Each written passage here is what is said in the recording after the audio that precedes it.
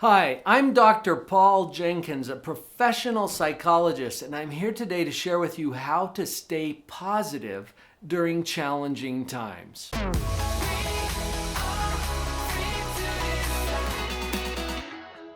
I'm going to give you a quick overview in the next few minutes about two processes that are going on in your mind all the time. You're going to see them immediately, and then I'll provide for you also a more in-depth resource. So stick around for that. I love my job as a psychologist. I get to illuminate the obvious, which is really cool because I get paid to tell people things they already know or show them things that they already see. But there's a lot of obvious things that are completely unnoticed. And much of psychology is in that realm. Obvious but unnoticed. Like your nose. Can you feel it there? Can you kind of see it out of the bottom of your eyes? Yeah, it's obvious. It's right in the center of your face. Totally obvious, but you didn't notice it until I called it to your attention. There it is. That's what I'm talking about. Obvious but unnoticed. Once it's called to your attention, you're in a whole different position with it. And there are processes going on in our mind. The first one that I want to share with you is metacognition. This is a made-up word that means something. Okay, if you break it down, cognition means thinking. We're going to put that right here at this level. Okay, metacognition is a higher level. It's thinking about thinking. Notice that you can do this. Obvious, right? You can think about your own thinking. And now that I mention it to you, you're actually doing that. You can think about your own thought processes. Metacognition is really important because it creates a little space. And in that space is where choice exists. This becomes extremely valuable to us when we start to notice the processes that are going on in our own mind, and we have a choice as to what direction we steer those. Now that we've turned on the metacognition and we're thinking about our thinking, I want you to notice something. You are constantly judging. Aren't you? Yes, notice it. You constantly judge yourself pretty harshly sometimes, but you also judge your spouse. You judge your coworkers. You judge people in your community, people at your church. You judge the government. You judge the economy. You judge the pandemic. You're judging me. It's cool. I'm judging you. Right back, because we can't turn it off. It's just something that the human brain does. It's kind of like gravity. You never get up in the morning and think, I wonder if gravity's on today. It tends to be. And this always is on, so notice that you're doing it. The reason this is important is because we're constantly judging our circumstances. Notice when I introduced the topic. When we first started the video, I promised that I'd give you some ideas about how to stay positive during challenging times. It's right in the title of this video. That is a judgment. Challenging times compared to what? I had the privilege and honor of listening to Immaculée Ilibagiza speak. And if you can spell her name, you go look her up. She wrote a book called Left to Tell. That might be easier for you to find. And she shared her experiences of being in Rwanda during that genocide that occurred. What challenging times. What are we comparing our challenging times to? A genocide where our entire tribe is exterminated? Challenging times. Compared to what? So notice this. Your evaluation, your judgment of these times is based on a comparison. Compared to what? Compared to easier times, these are challenging times. Compared to harder times, this is a cakewalk. Just notice that you're doing it. That's my job as a psychologist, to bring this to your attention so that you can see that you're making a judgment. Now, as you see it, you have a choice as to whether you continue to do the same kind of evaluation and judgment that you've done in the past, or you're going to change it. Maybe in exchange for something that serves you better. What about your job? What about your finances? How about your key relationships? I've worked a lot with couples, for example. And those who see their relationship as good have a better chance of actually improving it. Does that sound like a paradox? But just see if that's true with your own experience. when you start from a position of gratitude. Gratitude is the key to a positive evaluation or judgment of our circumstances. Gratitude. So forget about what's hard, difficult, painful for just a moment and focus on what you're grateful for in the midst of it. I just had an opportunity to invite Kevin Clayson over to our membership site, Live on Purpose Central, where he shared some of his ideas about gratitude. Now, Kevin is the author of a book called Flip the Gratitude Switch.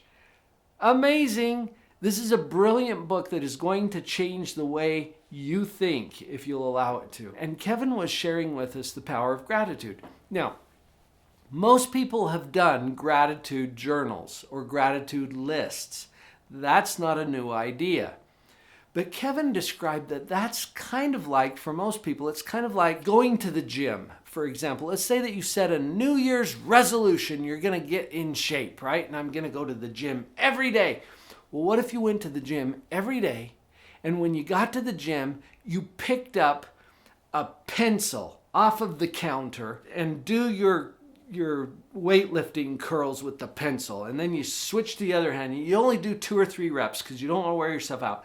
Just a pencil, and you're lifting this pencil, and then you put it down and you go home. And you do that every day. Would that benefit you? Yeah, maybe a little.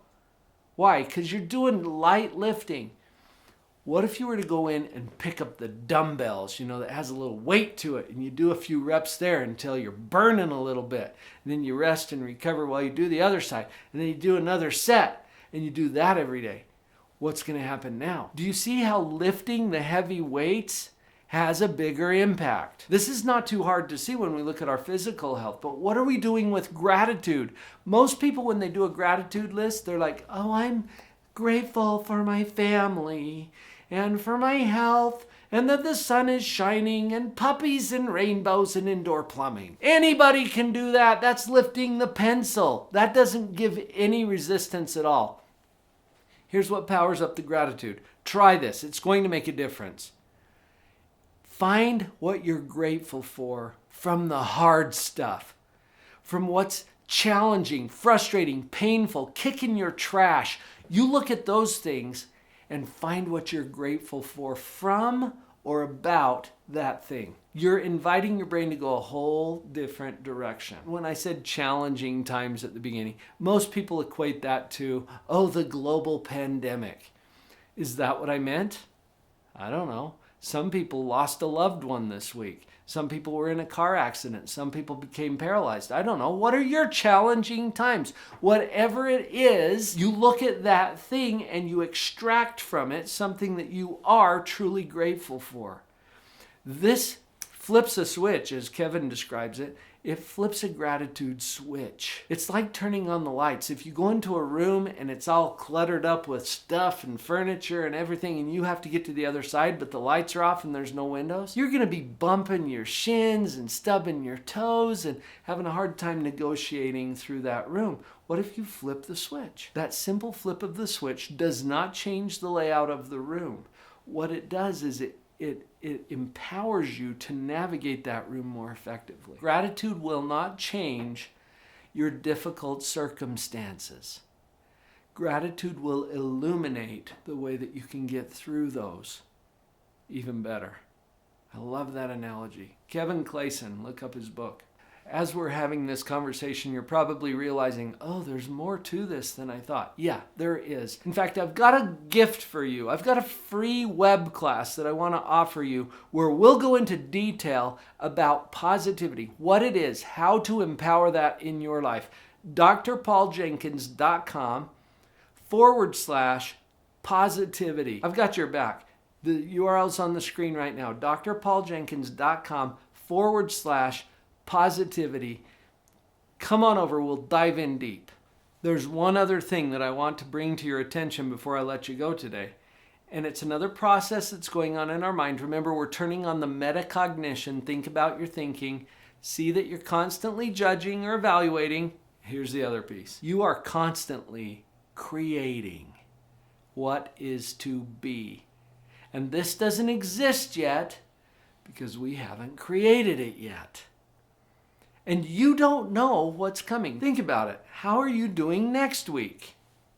You don't know.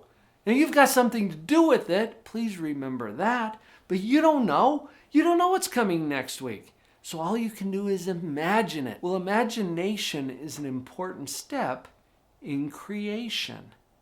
Everything that's created had to be imagined first. You look around yourself in the room where you are. Everything that you see, somebody imagined before it actually turned into a thing. This is how things are created. So it's really important to steer our imagination in a direction that serves us well. What if I gave you an assignment to go out there, just take 15 minutes, go out there and somehow make your life worse. Now, could you do that? Please don't do this. You wouldn't do it on purpose. But look how quickly your mind can come up with half a dozen ways to pull that off. And it wouldn't even take 15 minutes, would it? No. Why is it that we can imagine all these ways to make our life worse? It's not for the purpose of creation. I think we can imagine worse things just to be able to see that, oh, you know what? Compared to that, I'm in a pretty good place right now. That generates gratitude. When we get to creation mode, we want to look the other way. What could be better than what I've already got? And it could always be better, right? Think about it. Think of your bank account. Could it be any better? Oh, yeah. How about your health? How about your relationships? And thinking about something better is not for the purpose of beating ourselves up because we're not there yet. It's to give us something to go toward when we get to creation mode. And you can't turn this one off either. You have to create something. I'm inviting you today to think about your thinking and to notice that you've already got predictions about what's coming. Is it going to be better? Is it going to be worse? I don't know. Pick something to imagine so that you can go start creating that. This is powerful. This is something we focus a lot on in our coaching sessions at Live on Purpose Central. We get into this in detail because we are powerful creators and you have to move forward and create something. Let's make sure that we're driving that in a way that is productive and that serves us well. I hope this has given you a little taste for what it means to stay positive no matter what our circumstances are. Jump in on that course that I promised you, drpauljenkins.com/positivity. I've got your back on this. We'll dive deep into what positivity is and how you can immediately apply it in your life. I'll see you there.